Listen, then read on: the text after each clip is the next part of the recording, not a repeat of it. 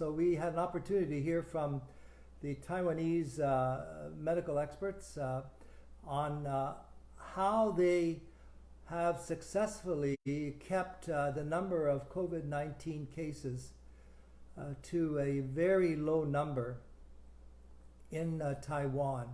Now, Taiwan is a country of 23 million people.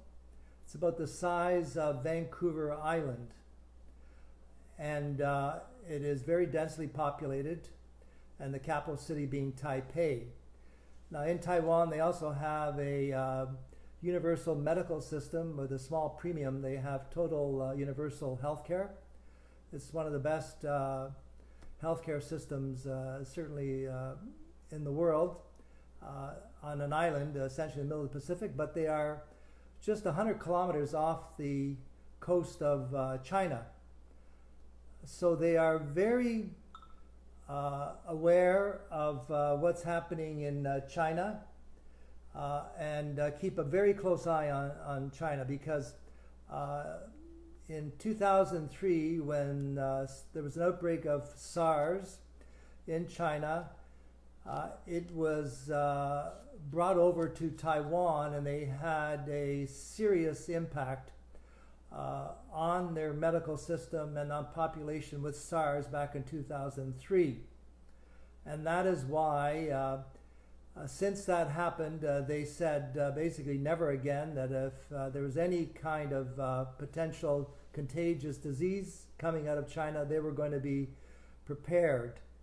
Now, my connection with Taiwan and this whole issue of COVID-19 is that I was the chair of an all-party committee at the provincial legislature back in 2004, where we looked at the things that the Ontario government had to do in response to future outbreaks of contagious diseases.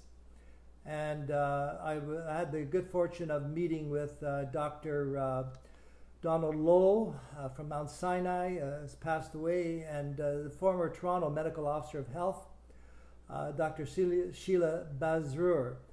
And suddenly, again, she's another one that passed away, unfortunately. But I learned a lot from them as we wrote our report in response to SARS, because Toronto, like Taiwan, was one of the most seriously affected epicenter of SARS.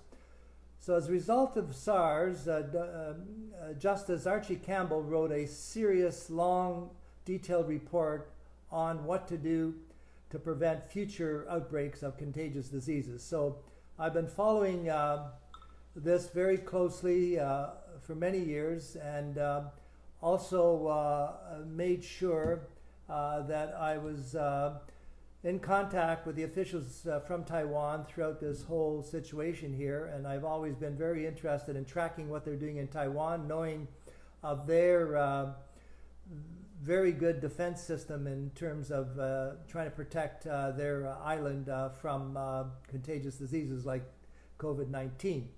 So last night we were on the conference call with Deputy Mayor Michael Thompson, City Councillors Jennifer McKelvie, City Councillor Bradford. We also had members of New Toronto Recovery Task Force that attended the seminar virtually, and also staff members from Mayor Tory's office. So we were able to learn firsthand what Taiwan has done to keep the cases so low. I mean, they've only had 435 reported cases of COVID-19 and only 6 deaths, which is phenomenal considering the proximity they are to China and the definite density of population that is there. So that's why I thought it would be very valuable to listen to their experts and ask them, what could we do in Toronto to keep the number of COVID-19 cases down and keep the deaths down, and also to ensure we don't get a second wave of COVID-19. That's the big fear. I think we have to recognize that we could possibly get a second wave if we don't take steps to protect ourselves from potential future waves of this virus. so far, I think we've done quite good here in Toronto, despite the challenges we have. 3 million people, our sad situation in our nursing homes and our vulnerable people. But, the number of deaths and the number of cases is reasonable. We're on about a par with Germany, I would say, in keeping the number of COVID-19 cases. So we're doing well. We obviously could do much better, but we have to ensure that we copy the best practices so going forward we don't end up with a second wave of this horrible thing. And by the way, if you're watching, it helps get this information out to a greater audience if you press on the likes as you're watching it, or the hearts. The more engagement there is, the more opportunity is to share this Facebook live post. So please press the likes and the hearts, and we can get this broadcast out to more people. So the more the better, the more engagement the better. So please, you can help by doing that. Now, the question is, what did they do in Taiwan to bring this under control? Well, again, first of all, they were very ready because of the sad experience they had with SARS back in 2003. So every specialist in Taiwan, in their medical system, is trained on the prevention of contagious diseases.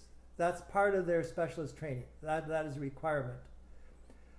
They also make sure that there is an adequate supply of PPEs, masks and gowns, also reagents and swabs needed for the testing for COVID.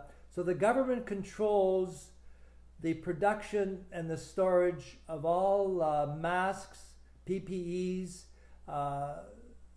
agents needed for testing.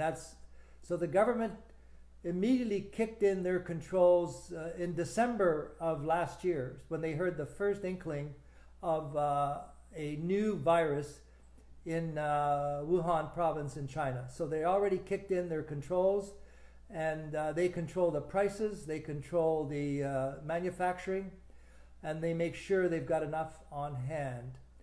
In fact, the ordinary non-surgical masks are available in Taiwan for 20 cents each. So, there's a great deal of difficulty finding even the non-surgical masks, never mind the surgical masks. But so that's what they do first of all. The government controls the production of those essential ingredients. So they also restricted travel, that they would not let anybody enter Taiwan without having a 14-day quarantine. And also they encouraged all Taiwanese citizens not to travel. So they did that in January of this year. So they had a very strict travel restrictions. And anybody who entered Taiwan was put into immediate quarantine for 14 days. That's one of the things they did immediately in January. They also initiated massive rapid testing for COVID-19. They were doing up to 4,000 a day, to ensure that they could detect anybody that had COVID-19. So massive rapid tests. They also employed rapid temperature screening in all public places, all workplaces, at the airport. So in Taiwan, you cannot walk into a school, a public building, a workplace without going through a thermal infrared camera. And that camera will sound a beep if you have a temperature. So those infrared cameras, temperature screening devices are everywhere in Taiwan. So because the temperature is the first harbinger of the onset of possible COVID. So they do temperature screening continually, every day, everywhere. There's temperature screening that takes place. Now, if you'd like to learn more about these topics I'm dealing with, please press like or a heart, so I can then know in future seminars to spend more time on things like temperature screening. The next thing they did is they put in social distancing measures like we have here, keeping the 6 feet apart, no congregation of crowds. They started doing distance spacing in all their schools, workplaces, and they obviously did a public education campaign of hand washing wherever possible, constant hand washing. They encouraged the hand washing as being very, very vital to keeping COVID-19 out of Taiwan, as we've done here. Another thing that they do very thoroughly in Taiwan is they have cell phone tracking. They monitor cell phones so that they know how far you are from home. In other words, it's not done that they know the exact location of where you are, but they know that if you're within range of a certain cell tower, the alarm doesn't go off. But if you are all of a sudden 100 kilometers away from your home cell tower, they will get in contact with you and say, what are you doing 100 kilometers away from home? And they can detect that from your cell phone. So they don't know if you're up or down the street, but they know whether you're in range of a cell tower. So that's how they do the tracking and tracing of people. And also they do that for anybody in quarantine. So they know if someone's in 14-day quarantine at home, they know whether that person is traveling far afield by that device tracking of their cell phone. So that's one of the contact tracing, community tracing devices they have. Because that's one way of preventing the spread of COVID, is by restricting travel as we've done. And then you can ensure that someone that is perhaps under quarantine and all of a sudden is traveling all over the country, all over the city, that is very dangerous, and that's why that person will be informed and told you better stay at home or you could be subject to a fine. So they do that community tracing, contact tracing, that we're going to have to do very vigorously as we go forward into opening up our city. By the way, in Taiwan right now, all schools are open. Grade schools, high schools, universities, they're all open. But again, everybody's temperature is taken. The classrooms are reconfigured with proper spacing. And in fact, even the Taiwan Major League Baseball League is operating under social distancing requirements, temperature testing and screening, and also COVID testing continually. So the baseball league is operating. And I know in Toronto we're talking about seeing the possibility of opening up some of our sports teams. So we have to learn these lessons from Taiwan. And by the way, they don't have anybody in the stands. No audience. It's just the players on the field with the umpires. Also, one of the most debatable things, and I'd like to get everybody to think about this and whether we should be getting more information about this. There's a constant debate here in Canada, even in North America, about the use of non-surgical masks. In Taiwan, they believe that non-surgical masks are an essential tool in combating the spread of COVID-19. They believe it not only stops you from spreading the COVID-19 droplets, whatever, it also protects you from other people sharing, whether it is a cough or a sneeze. So in Taiwan, the population as a whole wears, wherever they go, the non-surgical masks. The same thing is in South Korea. Now in New York State, they're saying we should be wearing non-surgical masks if you go out in New York State. Germany is now requiring those masks. So I do believe that given the success they've had in combating this in Japan and Taiwan, South Korea, that we should be encouraging the use of non-surgical masks when we leave the house, whether we're shopping, we're going out to the drugstore, I have come to believe that non-surgical masks are essential. And last night at the webinar from the Taiwanese medical officials, they are strong believers that we should all be using non-surgical masks when we leave the home. The thing that's critically important here is that Toronto and Ontario is thinking about reopening. You know, everybody's very anxious to reopen. We need it for our economy. And I know the Premier Ford is talking about reopening, the Prime Minister Trudeau, and our Mayor John Tory is looking at reopening our city, our province, and our country. But I think, you know, before we reopen, we have to learn to build protective pandemic infrastructure. In other words, we just can't reopen without changing workplaces. We have to have plexiglass everywhere.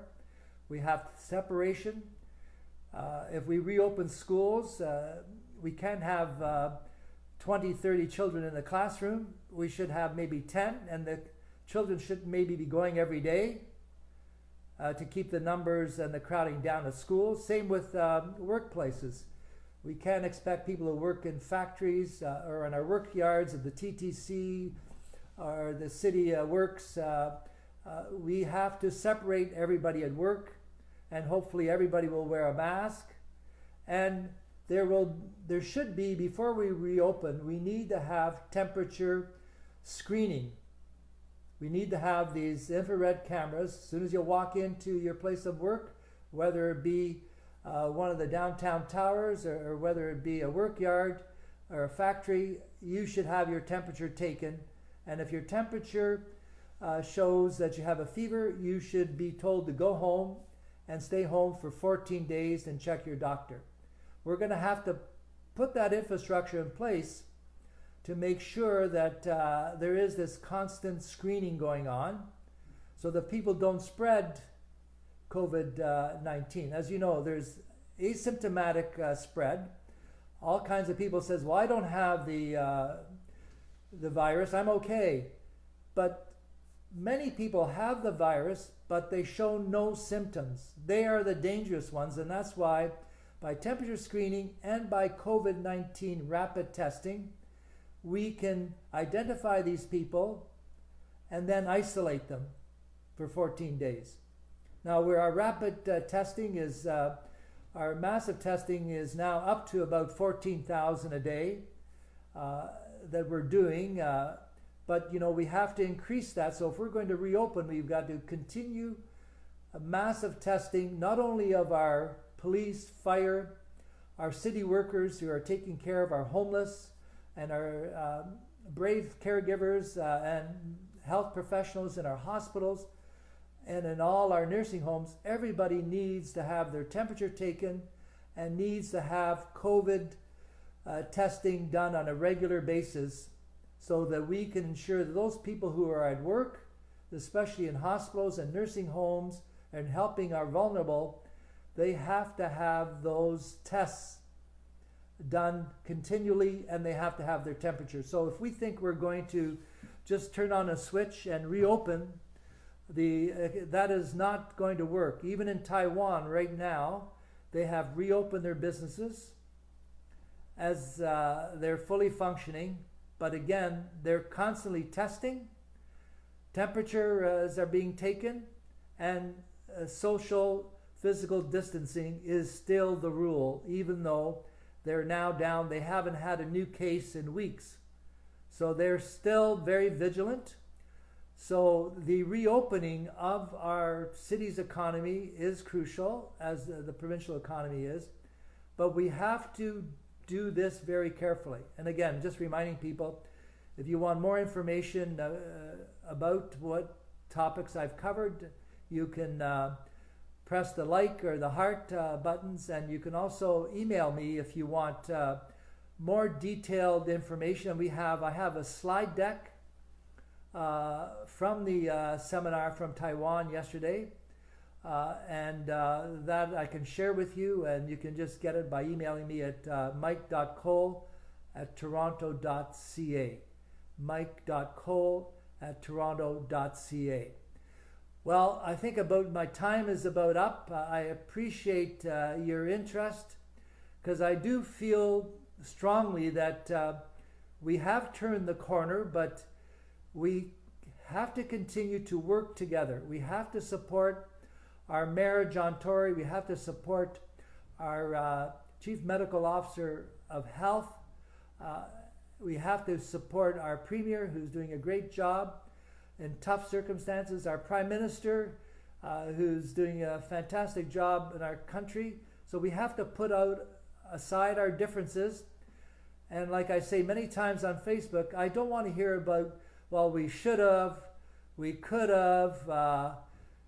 Those don't count. They basically are meaningless. What we need to do is learn from our mistakes, go forward, make sure that we protect our medical professionals, our frontline people, and support each other, be good to each other, and appreciate all the incredible supports we have in this city and this country. So again, Mike Cole signing off, and I want to say God bless you all, keep safe, keep healthy.